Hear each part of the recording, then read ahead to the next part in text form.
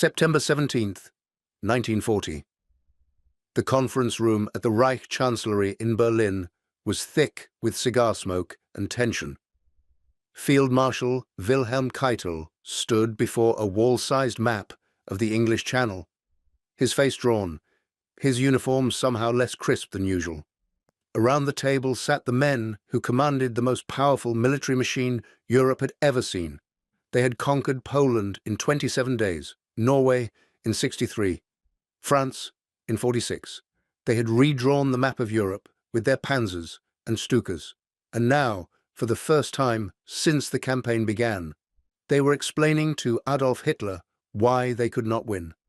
If you're enjoying this deep dive into the story, hit the subscribe button and let us know in the comments from where in the world you are watching from today. Operation Sea Lion, the invasion of Britain, was being postponed, not cancelled. Keitel was careful to emphasize, merely postponed until more favorable conditions could be achieved. Hitler sat in silence, his knuckles white against the armrest. Outside the windows, Berlin gleamed in late summer sunshine, its streets decorated with victory banners from the French campaign.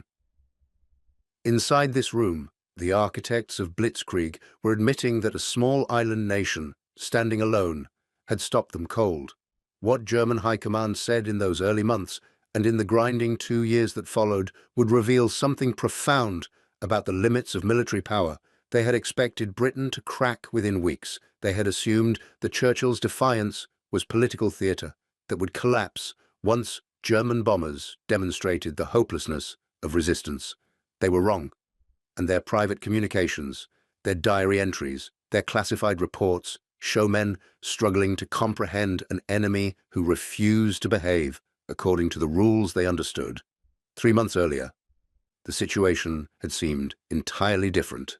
On June 22nd, 1940, France signed its armistice with Germany in the same railway car where Germany had surrendered in 1918. Hitler had orchestrated the humiliation deliberately. The ceremony took place in the forest of Compiègne, and when it ended, Hitler performed a little jig of triumph that was captured on newsreel cameras. He had reason to celebrate. In 6 weeks, German forces had accomplished what the Kaiser's armies had failed to achieve in 4 years. France was defeated. Britain's army had been thrown off the continent at Dunkirk. The British Expeditionary Force had escaped with 338,000 men, but they'd left behind virtually all their heavy equipment: 700 tanks, 2,500 artillery pieces, 64,000 vehicles, all abandoned on French beaches. General Franz Halder, chief of the Army General Staff, wrote in his diary on June 30th that Britain's military position was hopeless. They had 26 divisions, he noted, but only half were properly equipped. They had fewer than 100 operational tanks. Their anti-aircraft defenses were inadequate. Their coastal fortifications were incomplete.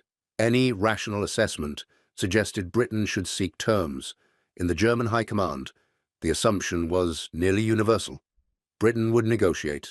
It had to. Grand Admiral Erich Raeder, commander of the Kriegsmarine, told his staff that he expected peace feelers from London within days. The British weren't stupid, he reasoned. They could see the strategic situation. German forces controlled the entire European coastline from the North Cape of Norway to the Spanish border. The Luftwaffe had over 3,000 aircraft positioned in France, Belgium, Holland, and Norway. The Royal Air Force had perhaps 700 operational fighters. Britain's empire was intact, Raeder noted, but defending it now meant defending every sea lane against German submarines and raiders. The Royal Navy was powerful, but it was stretched impossibly thin. Convoys needed escorts, the Mediterranean needed warships, the home islands needed protection. Germany could negotiate from overwhelming strength. Britain could preserve its empire, its independence, avoid the devastation of invasion. All Churchill had to do was accept German dominance in Europe. The fact that Churchill showed no sign of accepting anything infuriated Hitler. On July 16th, he issued Führer Directive No. 16, ordering preparations for invasion. But the directive's opening words betrayed his frustration. As England, in spite of her hopeless military situation, still shows no signs of willingness to come to terms, I have decided to prepare, and if necessary to carry out, a landing operation against her. If necessary, even ordering the invasion, Hitler hoped it wouldn't be necessary. He believed Britain would see reason once German military preparations became obvious. German forces began assembling invasion barges in channel ports, troops trained for amphibious operations. The Luftwaffe positioned squadrons along the French coast. Surely, Hitler reasoned, the British would recognize this overwhelming threat and negotiate. General Alfred Jodl, Chief of Wehrmacht Operations Staff, wrote a memo analyzing the invasion requirements. It was not encouraging. The memo, dated July 12th, outlined the challenges with clinical precision.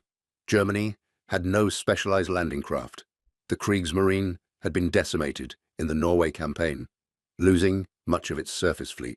The invasion would require transporting over 100,000 men across the Channel in the first wave, with hundreds of thousands more to follow. This had to be done against the Royal Navy, which still had over 50 destroyers and numerous cruisers and battleships in home waters. The entire operation depended on achieving air superiority. Without controlling the skies over the Channel, German barges and transport ships would be massacred by British warships. Jodl wrote that preliminary estimates suggested the Luftwaffe needed to destroy the RAF within 2 to 4 weeks. Only then could invasion proceed. The Luftwaffe's commander, Reichsmarschall Hermann Göring, assured Hitler this was entirely achievable. Göring, corpulent and vain, had built his reputation on the Luftwaffe's successes in Poland and France. He was supremely confident. His aircraft had destroyed the Polish Air Force in 3 days. They had smashed French airfields and disrupted Allied armies throughout the Battle of France. The RAF would be no different. Göring told Hitler he needed 4 days of good weather. 4 days. In that time, his fighters and bombers would destroy British aircraft on the ground, wreck their airfields, shatter their command structure. British fighter strength would be broken. The skies would belong to Germany. On August 13, 1940, the Luftwaffe launched Adlertag, Eagle Day, the opening of the sustained air campaign against Britain. Over 1,400 aircraft attacked RAF airfields, radar stations, and aircraft factories. It was the largest air operation in history to that date. German intelligence estimated the RAF had about 700 fighters. Göring's plan was to destroy half of them in the first week, the rest in the second. By September, Britain's air defences would be rubble. The first day's results were mixed. The Luftwaffe lost 45 aircraft. The RAF lost 13 fighters. This wasn't the overwhelming superiority Göring had promised, but it was early yet. Surely, sustained attacks would break British resistance. Day after day, German bombers and fighters crossed the Channel. They attacked RAF stations at Biggin Hill, Kenley, Hornchurch, Northweald. They bombed aircraft factories. They strafed radar towers. RAF Fighter Command fought desperately. Pilots flew 4, 5, 6 sorties per day. They took off, climbed to intercept, fought German fighters at 20,000 feet, landed to refuel and rearm, and went back up. The exhaustion was crushing. Many pilots fell asleep in their cockpits between missions. Squadron commanders watched their units bleed. New pilots arrived with minimal training and were dead within days, but the RAF kept flying. In Berlin, Luftwaffe intelligence officers tallied their claims. German pilots and gunners reported hundreds of British fighters destroyed. By late August, their calculations suggested the RAF should have been wiped out twice over. Yet every day, British fighters rose to meet German formations. Every day, RAF pilots attacked bomber streams with the same desperation. General Hans Jaschonek, Luftwaffe Chief of Staff, studied the reports with growing concern. Something wasn't adding up. German losses were higher than expected, averaging 3 to 4% per mission. These were sustainable rates. Barely, but they meant that over time the Luftwaffe was being worn down too. And British fighter strength, rather than collapsing, seemed constant. Damaged squadrons were rotated out of the line. replaced by fresh units. New aircraft appeared at a steady rate. On August 30th, Yashonik met with Göring to review the situation. They'd been attacking for 17 days. By Göring's original estimate, the RAF should have been finished by now. Instead, intelligence suggested the British still had between 600 and 700 operational fighters. Göring dismissed these numbers. British propaganda, he insisted. They were hiding their losses, trying to maintain morale.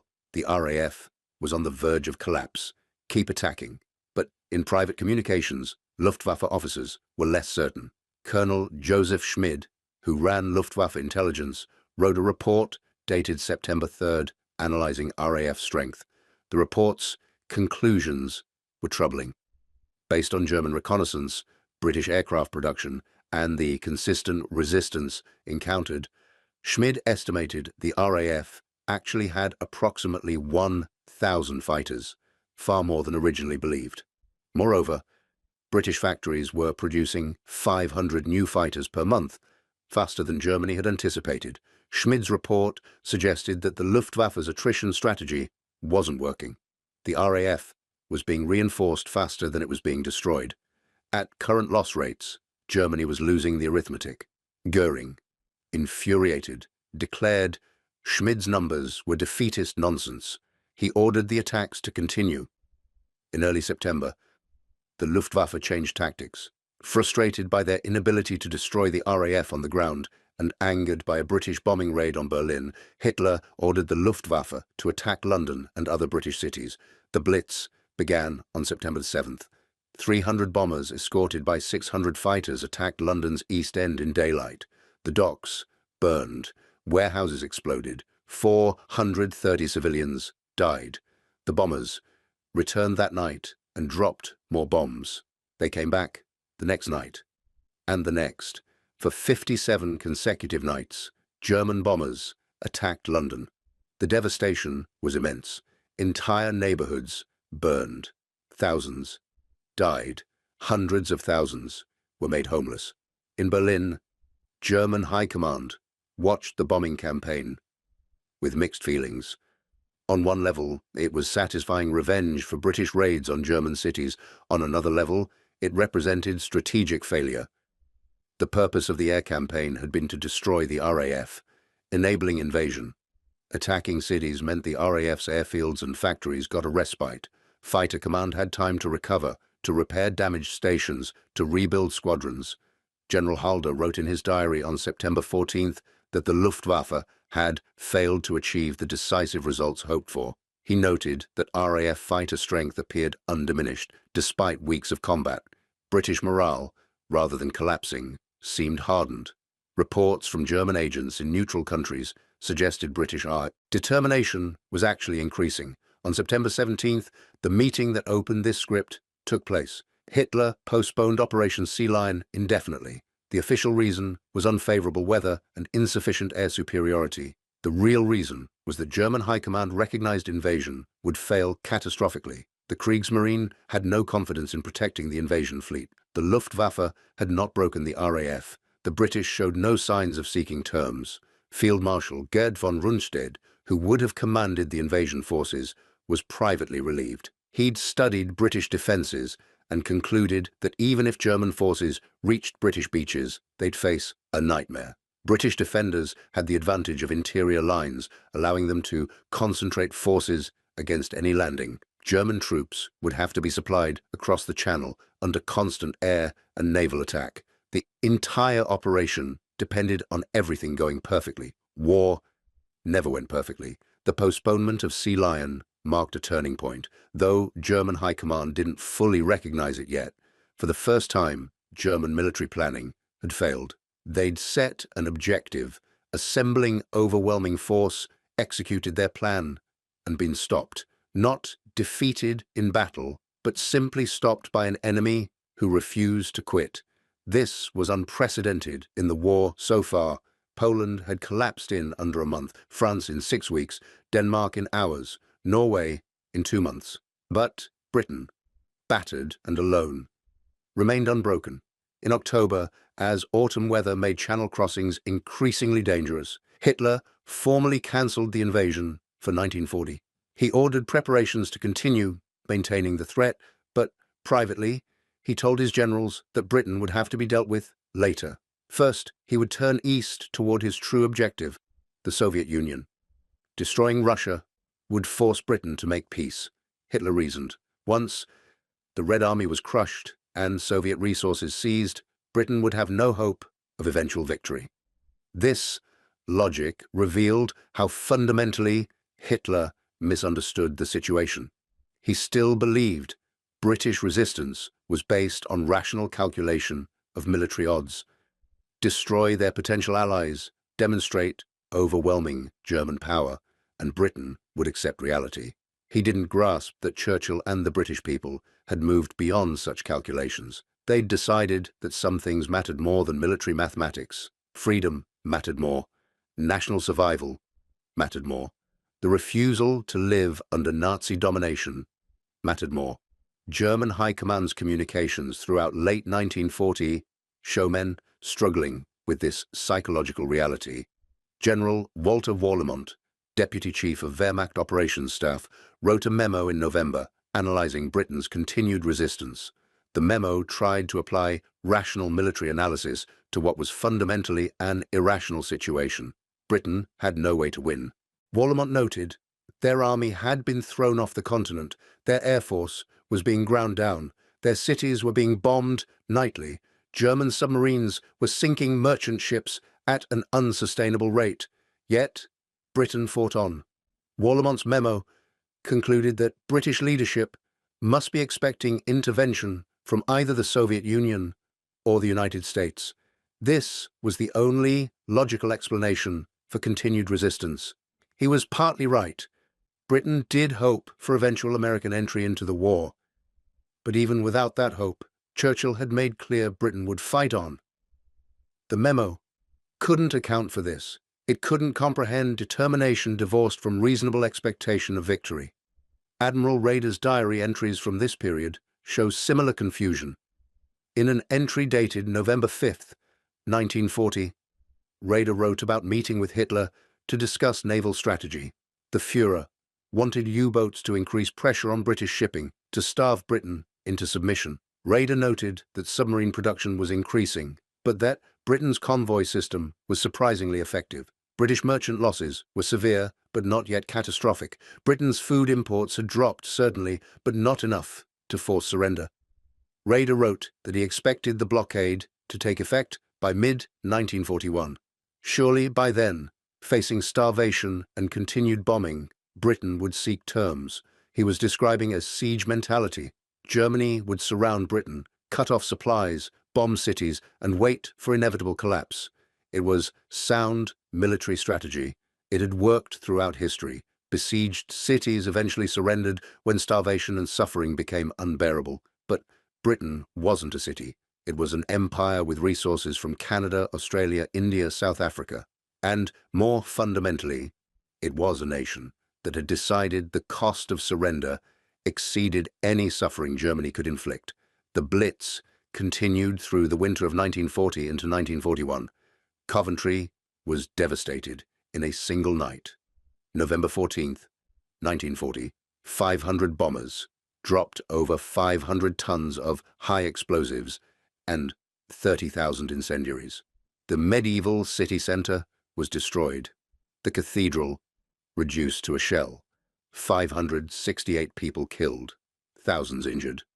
In Berlin, German propaganda presented Coventry as proof of what awaited London if Britain didn't surrender.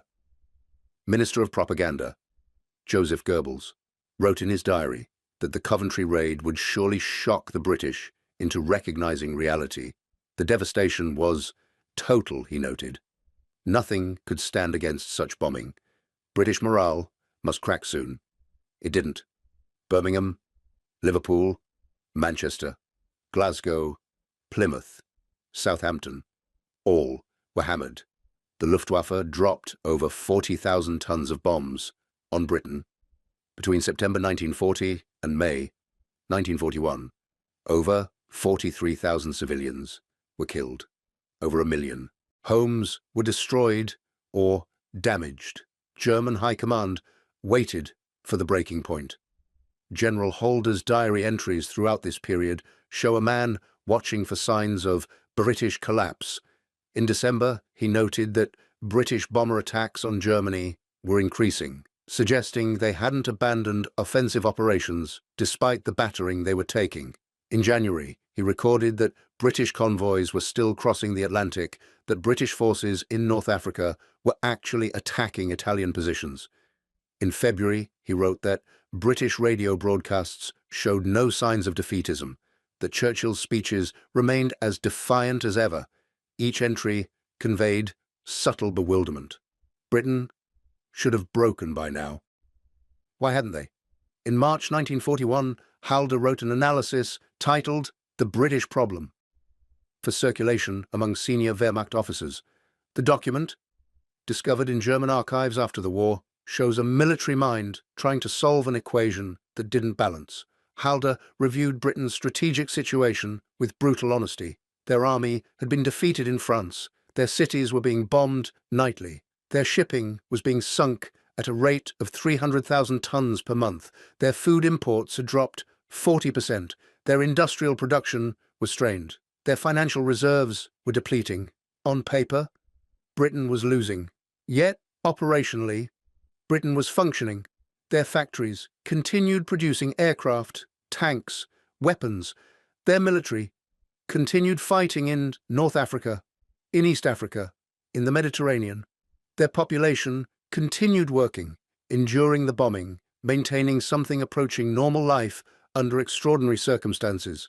Halder's conclusion was that British resistance rested on two pillars. First, the hope that America would eventually enter the war, providing the industrial and military might to turn the tide.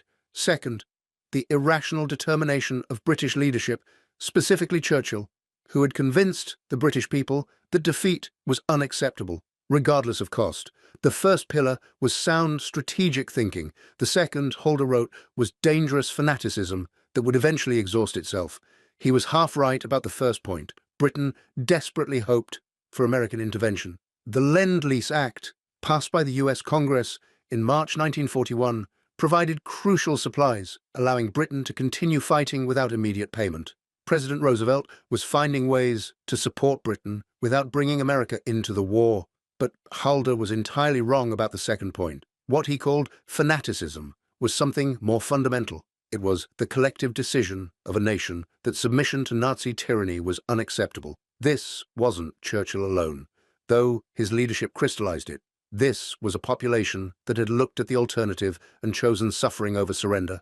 In April 1941, Germany invaded Yugoslavia and Greece, conquering both in 3 weeks.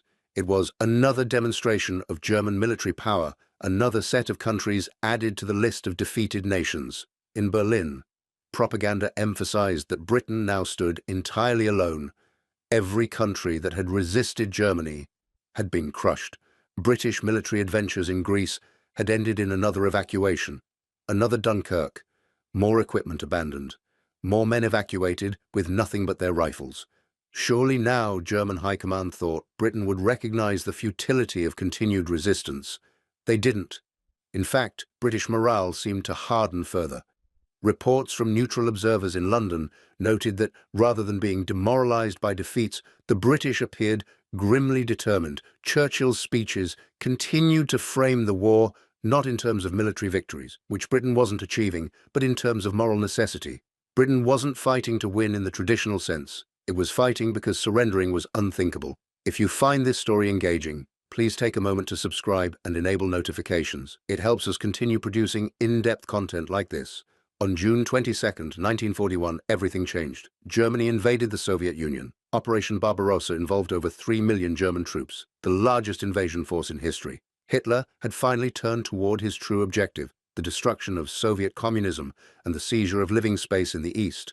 For German High Command, this was familiar territory. Another campaign, another enemy to be crushed by the proven methods of blitzkrieg.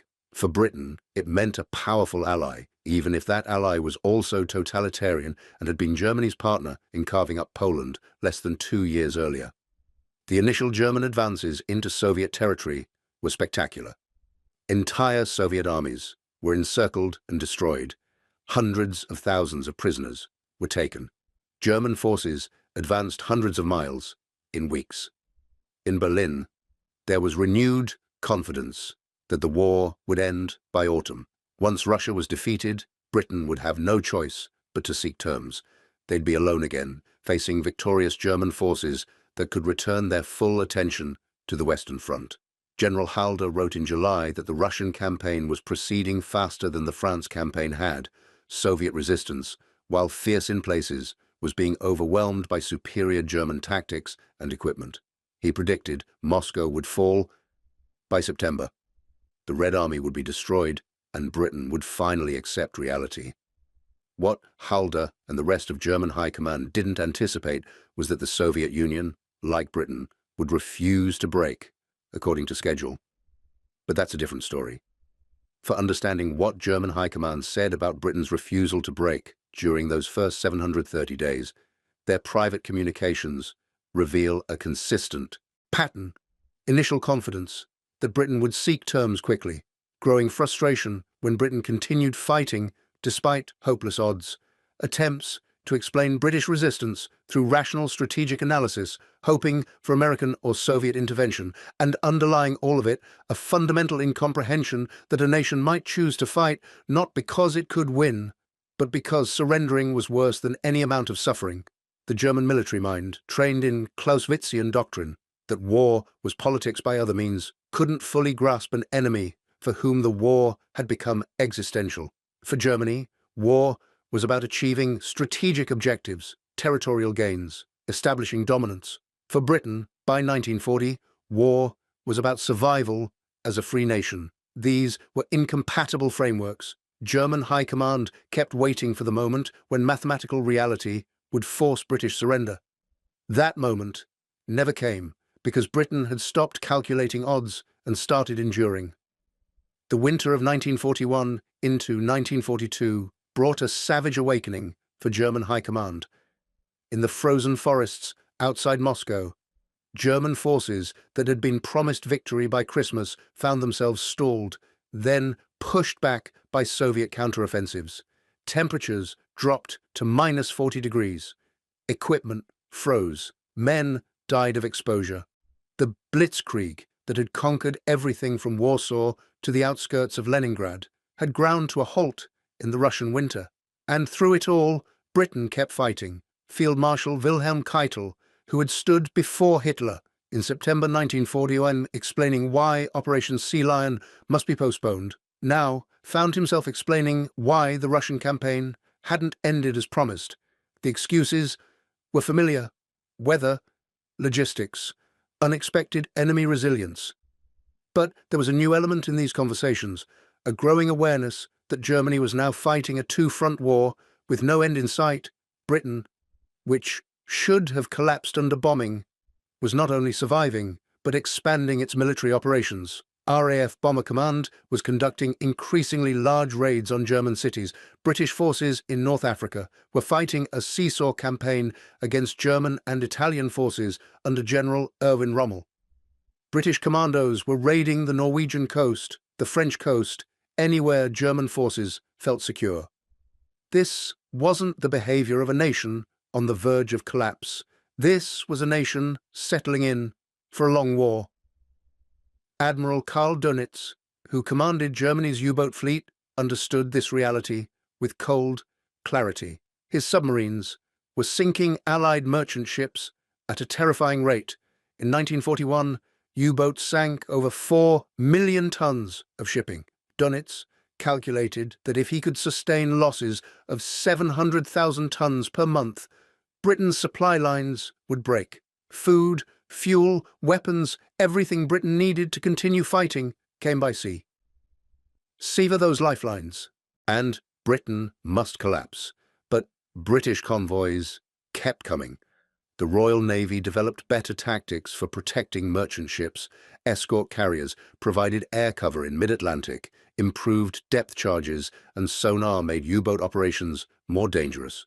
British shipyards, supplemented by American production, were building new merchant ships almost as fast as U-boats could sink them. Dönitz wrote to Grand Admiral Raeder in January 1942, that the tonnage war was becoming a race. Germany needed to sink ships faster than the Allies could build them.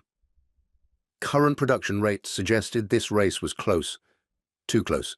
Dönitz's letters from this period, preserved in naval archives, show a man who respected his enemy even while trying to destroy them. He wrote about British convoy discipline, their tactical improvements, their refusal to be intimidated by losses. A convoy would lose 3 or 4 ships to U-boat attacks and keep sailing. Merchant sailors, knowing they might be torpedoed at any moment, volunteered for voyage after voyage. This was the kind of determination that won wars, Dönitz wrote, and Germany needed to match it. In North Africa, Rommel was having similar experiences. The Desert Fox had arrived in Libya in February 1941 to prop up failing Italian forces. He'd quickly gone on the offensive, demonstrating the aggressive tactics that made him legendary. German and Italian forces under his command pushed British forces back across hundreds of miles of desert. Tobruk was besieged. Egypt seemed threatened. Rommel's star rose. German propaganda presented him as the unstoppable general who would drive the British from Africa. But the British didn't collapse. The siege of Tobruk held. British and Commonwealth forces defended the port for 242 days while surrounded, supplied only by sea, under constant air attack. When Rommel finally tried to push into Egypt, he found British defences at El Alamein too strong to break without reinforcements and supplies that weren't coming. Rommel's diary entries and letters from this period reveal his frustration. He had tactical brilliance, veteran troops, superior tanks in many respects. What he didn't have was the logistical support necessary to sustain offensive operations. British forces, defending supply lines that ran back to Alexandria and Cairo, could be reinforced and resupplied. German forces, supplied across the Mediterranean, where British aircraft and submarines took a steady toll, operated on a shoestring. Rommel wrote to his wife in March 1942 that fighting the British was like fighting a hydra. Cut off one head and 2 more appeared. He'd defeated British forces in multiple engagements, inflicted heavy casualties, captured thousands of prisoners, yet the British kept assembling new divisions, bringing up new equipment, launching new offensives.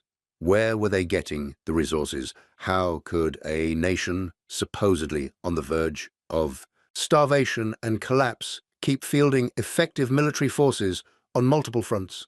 The answer, which German high command struggled to fully appreciate, was that Britain had mobilized for total war in a way Germany hadn't yet. By 1942, Britain had over 2 million men in uniform. Women were conscripted for war work. Factories operated 24 hours a day. Rationing was severe but effective, ensuring resources went to military production. And, crucially, Britain was receiving massive aid from the United States through Lend-Lease. American tanks, aircraft, trucks, weapons, food, all flowing across the Atlantic in quantities that dwarfed what Germany could provide to its forces. General Georg Thomas, who headed the Wehrmacht's Economic and Armaments Office, wrote a classified report in February 1942 analyzing Allied industrial production. The report's conclusions were sobering. British factories were producing approximately 15,000 aircraft per year. American factories were ramping up to produce 50,000 aircraft per year, with most destined for Britain and the Soviet Union. German production was roughly 15,000 aircraft per year. In tank production, the disparity was similar. In shipping, the Allies were building new merchant vessels faster than U-boats could sink them. Thomas's report concluded that Germany was losing the industrial war unless German production increased dramatically or Allied production was disrupted. The Allies would eventually bury Germany under an avalanche of equipment. The report was circulated among senior Wehrmacht officers. Many dismissed it as defeatist. Germany had superior quality, they argued. 1 German tank was worth 3 British tanks. German pilots were better trained. German troops were more experienced. This was partly true. German equipment and training did have advantages, but Thomas's point was that advantages in quality couldn't overcome the quantity gap that was opening. If Britain could field 3 tanks for every German tank. Even if each German tank was superior, the Germans would lose through attrition. And that assumed the quality gap remained constant.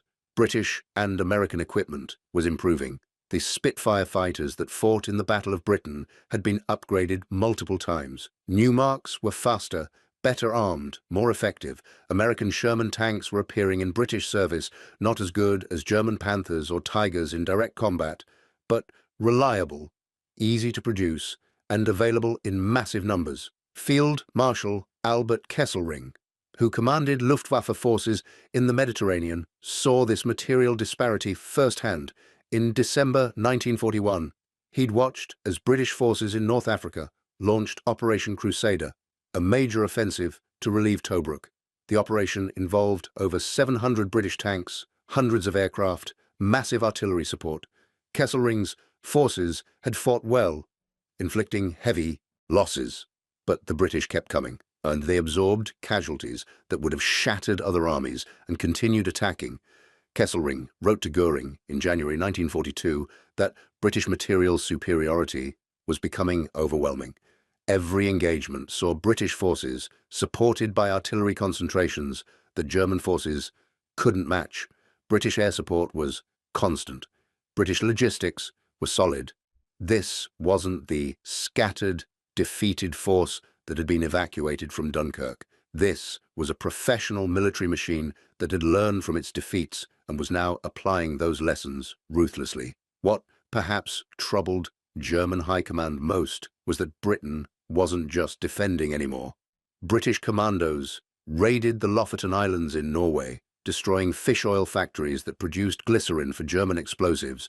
They raided Bruneval in France, capturing components of German radar systems. They raided Saint-Nazaire, ramming an explosive-laden destroyer into a dry dock and putting it out of commission for the rest of the war. Each raid was small in military terms, but psychologically significant. They demonstrated that nowhere in occupied Europe was safe. German forces had to garrison every coast, guard every facility, maintain constant vigilance. General Halder's diary entry from March 19, 1942, reflected on this problem. Britain's commando raids were forcing Germany to disperse forces that could be used on the Eastern Front. Each raid required reprisals, security improvements, reassignment of troops. The British, Halder wrote, were fighting intelligently. They couldn't match German forces in conventional battle in Europe. Not yet. So they attacked where Germany was weak. They raided, they bombed, they disrupted. They kept German forces off balance and forced Germany to defend everywhere. More troubling for Halder was British bombing of German cities. In March 1942, RAF Bomber Command launched a raid on Lübeck that destroyed much of the medieval city centre. 272 bombers dropped over 400 tons of incendiaries and high explosives. The raid killed over 300 civilians and left tens of thousands homeless. It was retaliation for German bombing of British cities, but it was also a demonstration. Britain could strike back. German civilians were not safe. Goering, who had promised Hitler that no British bomber would ever reach Berlin, watched helplessly as RAF raids increased in size and frequency. In April, Rostock was bombed over 4 nights. In May, RAF Bomber Command launched the first 1,000-bomber raid, attacking Cologne with over 1,000 aircraft. The city burned. 12,000 buildings were destroyed. Nearly 500 people killed, thousands more injured. German propaganda minimized the damage, but the raid's psychological impact was profound. Britain, supposedly on the verge of collapse, had assembled over 1,000 bombers for a single raid. Goering's response was furious and defensive. He ordered the Luftwaffe to retaliate with the Baedeker raids, named after the famous tourist guidebooks. If Britain would bomb historic German cities, Germany would bomb historic British cities. Exeter, Bath, Norwich, York, Canterbury, all were attacked in April and May 1942. The raids killed over 1,000 British civilians and damaged historic architecture, but they didn't break British morale, and they diverted Luftwaffe resources from the Eastern Front, where they were desperately needed. General Hans Jaschonek, Luftwaffe Chief of Staff, privately questioned whether the retaliation raids were worth the cost. The Luftwaffe was already stretched thin, supporting ground forces in Russia, defending German airspace, attacking British shipping, supporting Rommel in North Africa. Using bombers to attack British cities for propaganda purposes meant fewer bombers available for military targets. But Hitler wanted retaliation, and Goering couldn't refuse. Jaschonek's diary entries from this period show a man watching his air force ground down by competing demands, none of which could be refused, all of which consumed resources. The strain was showing in German military performance. In Russia, the spring thaw brought new Soviet offensives. German forces, exhausted from the winter campaign, struggled to hold positions. In North Africa, Rommel was stalled at El Alamein. In the Atlantic, U-boats were sinking massive tonnage, but British countermeasures were improving. And over Germany itself, British bombers were appearing in increasing numbers. German High Command's communications from spring 1942 show men juggling impossible demands with insufficient resources. Admiral Raeder met with Hitler on May 13, 1942, to discuss naval strategy. The meeting, documented in German naval archives, revealed the growing desperation. Raeder reported that U-boat production was increasing, but that losses were also rising. British anti-submarine warfare was becoming more effective. The window for winning the tonnage war was closing. Raeder recommended concentrating U-boats in wolf packs, overwhelming convoy escorts through mass attacks. Hitler approved, but also demanded that surface raiders attack Allied shipping, that the Navy support operations in Norway, that destroyers escort convoys supplying German forces in North Africa. Raeder left the meeting knowing he couldn't do everything demanded of him. General Halder faced similar impossible requirements. Hitler wanted offensive operations in Russia to capture the Caucasus oil fields. He wanted Rommel supported in North Africa. He wanted stronger garrisons in Western Europe against potential British invasion. He wanted forces available to occupy Vichy France if necessary. Halder had 40 divisions fewer than he needed for Russian operations alone. He'd requested withdrawing forces from other theaters to concentrate on Russia.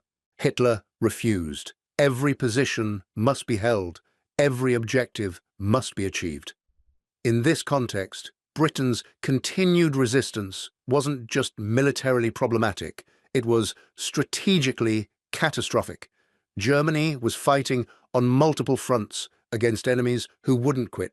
The Soviet Union, which should have collapsed in 6 months, was still fighting after a year.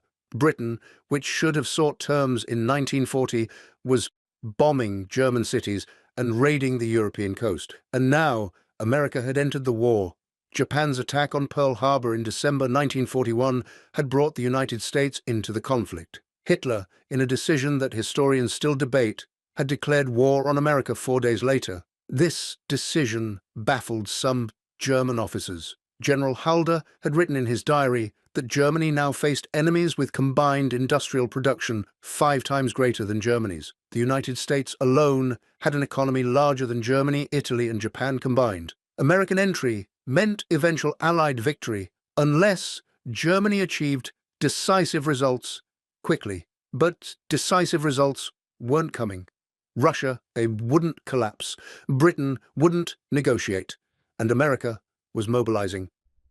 In June 1942, exactly 2 years after France fell, German High Command held a conference to assess the strategic situation. The conference minutes, captured after the war, make sobering reading. General Jodl presented an analysis of enemy strength. Soviet forces, despite catastrophic losses, still fielded over 400 divisions. British and Commonwealth forces numbered over 3 million men, deployed from Egypt to India to Britain itself. American forces were still building, but would eventually number in the millions.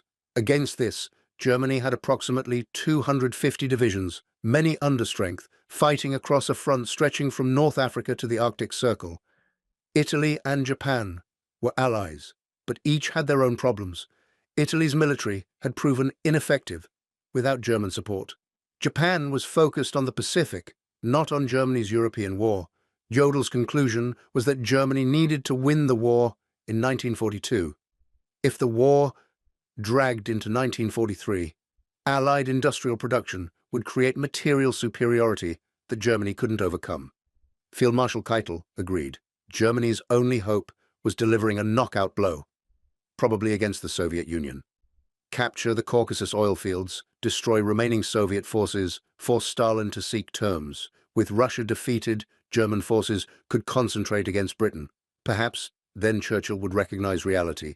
Perhaps Britain would finally make peace. The entire strategy rested on perhaps, on hope that enemies would break as they should. German High Command had been hoping Britain would break for 2 years. Britain hadn't. German officers' private writings from this period reveal a mix of professional respect and bitter frustration. General Erwin Rommel, writing to his wife in June 1942, described British forces as tough and determined opponents who've learned from their defeats. He noted that British soldiers fought with increasing skill, that their equipment was improving, that their command was becoming more competent. This was grudging respect from a man who defeated them multiple times. But Rommel also wrote that he was tired. 2 years of desert warfare, limited supplies, constant pressure. We beat them and they come back. We beat them again and they come back again. How do you defeat an enemy who refuses to stay defeated? That question haunted German High Command. Their doctrine, their training, their entire military philosophy was built on decisive battle. Concentrate force, achieve breakthrough, encircle and destroy enemy armies. It had worked in Poland, in France, in the early months of Russia. But it wasn't working anymore. Enemies absorbed defeats and kept fighting. Britain especially seemed immune to the psychological collapse that was supposed to follow military disaster. Admiral Dönitz wrote in his war diary in April 1942 about this phenomenon. He described watching intelligence reports of British merchant ship losses. The numbers were staggering. Over 1,000 ships sunk, hundreds of thousands of sailors dead or missing. Any rational nation would have stopped sending convoys into the Atlantic killing zone. Britain kept sending them. Merchant crews volunteered for voyage after voyage, knowing the odds. They have courage, Dönitz wrote. Foolish courage, perhaps, but courage nonetheless. We are fighting people who will not quit, even when quitting is the rational choice. This recognition that Britain had moved beyond rational calculation appeared repeatedly in German military correspondence from 1942. General Warlimont wrote a memo in May analyzing British strategy. He concluded that Britain was no longer fighting to win in the traditional sense. They were fighting to survive until their allies, America and the Soviet Union, could bring overwhelming force to bear. British strategy was endurance, not victory. Hold on. Absorb punishment. Keep fighting until the balance shifted. It was sound strategy if you could endure long enough. Warlimont's memo concluded that Germany needed to break British endurance before American industrial power fully engaged. But how? The bombing campaign hadn't worked. The U-boat campaign was inflicting terrible losses, but not achieving the breakthrough Dönitz needed. German forces in North Africa were stalemated. There were no obvious levers to pull, no decisive battle to win that would force British surrender. Some German officers quietly believed that Britain couldn't be defeated as long as Churchill led them. Hitler had tried to have Churchill assassinated, but British security was too good. German propaganda attacked Churchill as a warmonger, a drunk, a madman leading Britain to destruction. British propaganda responded by making Churchill into a symbol of defiance. His V for victory sign, his cigars, his speeches, all became synonymous with British resistance. In September 1940, German High Command faced an unprecedented problem.